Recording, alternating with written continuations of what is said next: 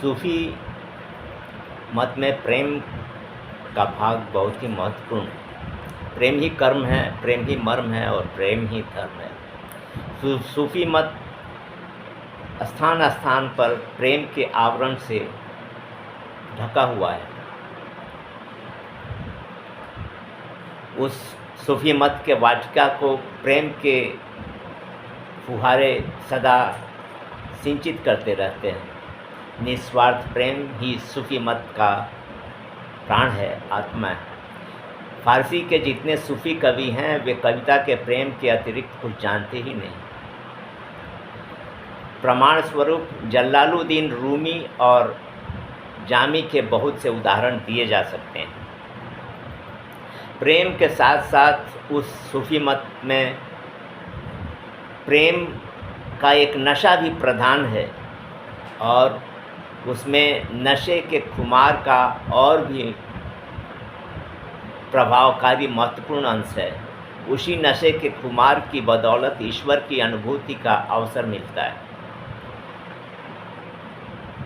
पुनः संसार की कोई स्मृति शेष नहीं रहती, शरीर का कुछ ध्यान ही नहीं रहता, केवल ईश्वर की लौ ही सब कुछ होती है।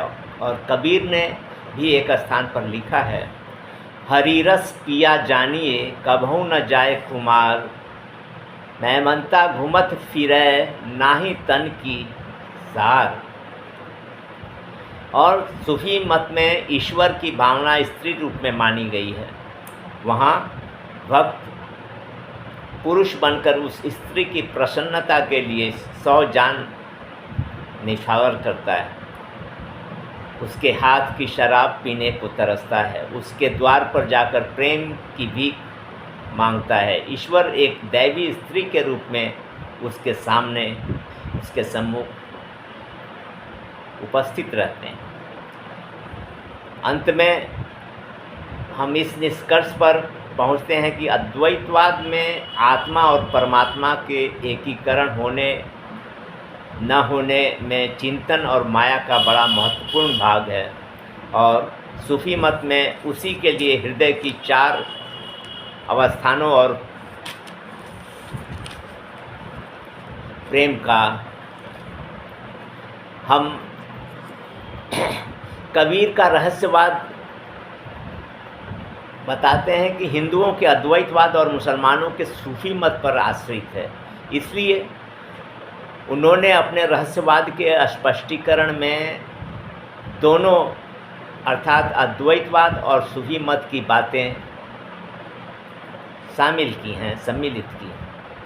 परिणाम स्वरूप उन्होंने अद्वैतवाद से माया और चिंतन तथा सूफी मत से प्रेम जोड़कर अपने रहस्यवाद की सृष्टि की है। सूफी मत के स्त्री रूपी भगवान की भावना ने अद्वैतवाद के पुरुष रूप भगवान के सामने मस्तक झुका लिया है। कबीर ने दोनों सिद्धांतों से अपने काम के उपयुक्त तत्व लेकर शेष बातों पर ध्यान ही नहीं दिया है। उनकी सोच और उनकी रचना, उनका चिंतन उद्देश्य परक था। अब रहस्यवाद की विशेषताओं के बारे में हम जानें तो पहली विशेषता यह कि है इसमें प्रेम की धारा अबाध रूप से बहनी चाहिए। रहस्यवादी अपनी अनुभूति में वह तत्व पा जाए जिससे उसमें सांसारिक और अलौकिक जीवन का सामंजस्य हो।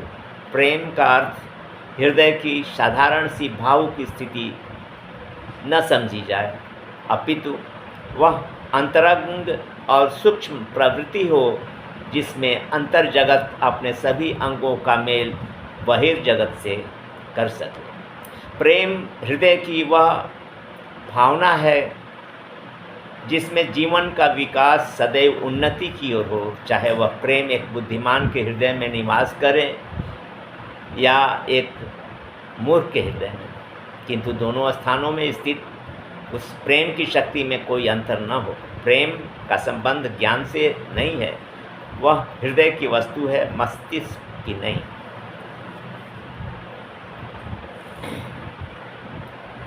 तो ईश्वर ज्ञान से नहीं जाना जा सकता है, प्रेम से वश में किया जा सकता है।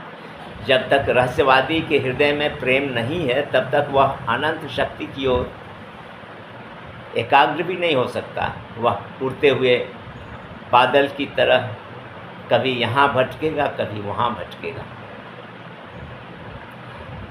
उसमें स्थिरता नहीं आ सकती। अतः ऐसे प्रेम की उत्पत्ति होनी चाहिए जिसमें बंधन नहीं, बाधा नहीं, जो कलुषित और बनावटी नहीं। उस प्रेम के आगे फिर किसी ज्ञान की आवश्यकता नहीं। गुरु प्रेम का अंक पढ़ाए दिया, अब पढ़ने को कछु नहीं बाकी, कबीरदास ने कहा है। इस प्रेम के सहायता से रहस्यवादी ईश्वर की अभिव्यक्ति पाते हैं। जब ऐसा प्रेम होता है तभी रहस्यवादी बिल्कुल मतवाला हो जाता है। कबीरदास कहते हैं, आठों पहर मतवाल लागी रहे, आठों पहर की छाक पीवे, आठों पहर मस्तान माता रहे, ब्रह्म की छौल में साध जीवे। साँच ही कहत और साँच ही गहतु है, कांच को त्याग करी साँच लगा, कहे कबीर यों साध निर्भय हुआ, जन्म और मरण का मर्म भागा।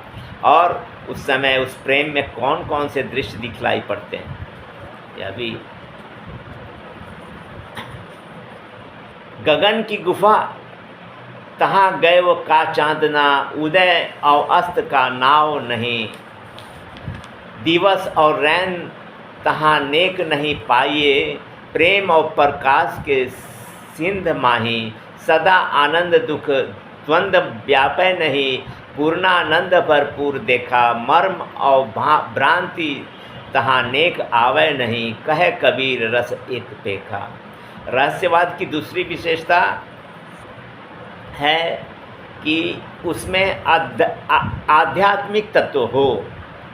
संसार की नीरस वस्तुओं से अत्यंत दूर एक ऐसा वातावरण में रहस्यवाद रूप ग्रहण करता है जिसमें सदैव सर्वदा नई नई उमंगों की सृष्टि होती है। उस दिव्य वातावरण में कोई भी वस्तु प्राचीन नहीं प्रतीत होती है। रहस्यवादी के शरीर में प्रत्येक समय ऐसी स्फूर्ति रहती है जिससे वह अनंत अनेकानेक शक्ति की अनुभूति में उड़ा करता है और सांसारिकता से बहुत दूर किसी ऐसे स्थान में रहता है जहाँ न कोई मृत्यु का भय है, न रोगों का अस्तित्व है, न शोक का ही प्रसार है। तीसरी विशेषता रहस्यवाद की है कि वह सर्वदा जागृत रहे, कभी सुप्त न हो। उसमें हमेशा ऐसी शक्ति रहे जिससे रहस्यवादी को दिव्य और अलौकिक झांकी दृष्टिगोचर होती रहे। यदि रहस्यवाद की शक्ति अधूरी रही तो रहस्यवादी अपने ऊंचे आसन से गिरकर वहाँ भटकने लगता है। रहस्यवाद तो ऐसा हो कि एक बार रहस्यवादी ने यह शक्ति प्राप्त कर ली कि वह ईश्वर में मिल जाए। जब उसमें एक बार यह क्षमता आ गई कि वह ईश्वरीय विभूतियों को स्पर्श कर अपने में संबद्ध कर ले, तब यह क्यों होना चाहिए कि कभी कभी वह उन शक्तियों से हीन रहे।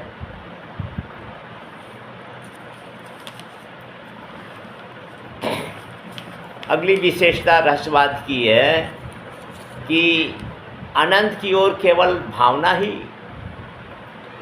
की प्रगति न हो, अपितु संपूर्ण हृदय की आकांक्षा आशा उस ओर आकृष्ट हो जाए। यदि केवल भावना ही ऊपर उठी और हृदय अन्य बातों में संलग्न रहा तो रहस्यवाद की कोई विशेषता ही नहीं रही।